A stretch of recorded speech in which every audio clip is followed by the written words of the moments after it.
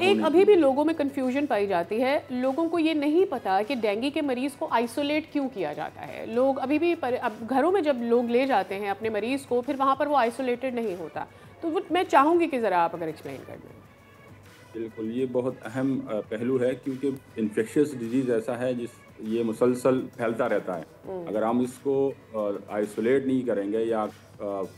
Contain, اس کو ہم technical word contain نہیں کریں گے تو یہ بیماری ایک سے دوسرے تیسرے مسلسل چلتی چلی جائے گی اور یہ ختم نہیں ہوگی۔ تو اس لیے ضروری ہے کہ جو آپ پریونشن اگر نہیں ہو پایا، ڈیٹیکشن ارلی ہو گئی تو اس بندے کو محدود کیا جائے۔ سولوشن کا بالکل یہ مطلب نہیں ہے کہ بالکل وہ سوسائڈ سے بالکل مکمل کٹ جائے، بلکہ وہ محدود ہو جائے کہ اسپیشلی ڈینگی کا پیشنٹ ہے، اگر اس کو مچھر کاٹیں گے تو اگر وہ مچھر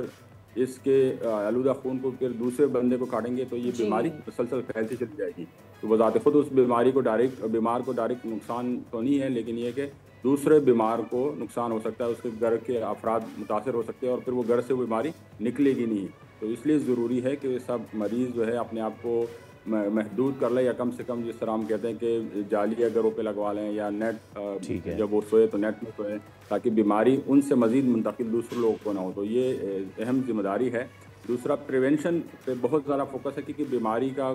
اینٹی وائرل کوئی اس وقت موجود نہیں جس سے علاج کیا جا سکے۔ سمپل سمپٹمیٹک ٹریٹمنٹ ہے، تو اس سے بہتر یہی ہے کہ ہم پریونشن پہ فوکس کریں کہ مچھر جو ہے وہ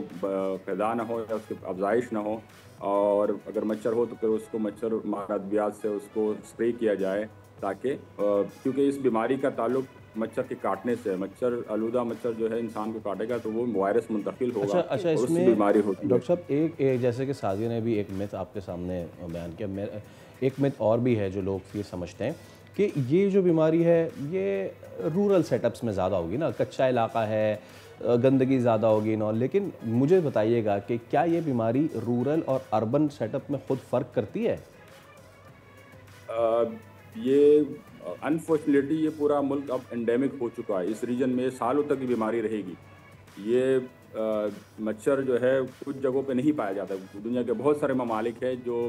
ڈینگی کا مچھر ہے وہاں موجود ایگزسٹ ہی نہیں کرتا، تو وہاں بیماری نہیں ہوتی۔ لیکن پاکستان میں ہم دہائیوں سے دیکھ رہے ہیں کہ یہ بیماری ایک تو موجود ہے، دوسرا ہر سال اس کے تعداد میں اور انٹینسٹی میں اضافہ ہوتا چلا جاتا ہے۔ تو یہ بیماری اربن اور رورل دونوں ایریا میں اس وقت موجود ہے، کیونکہ اس کے جو مچھر ہے یا مسکیٹو جس میں یہ وائرس موجود ہے وہ دونوں ایریا میں موجود ہے، اور جہاں پہ اس مچھر کی افزائش کے عوامل موجود ہوں گے، چاہے وہ اربن ایریا ہو یا رورل ایریا ہو، وہاں پہ یہ ایگزسٹ کر رہا ہے اور پہلے سے زیادہ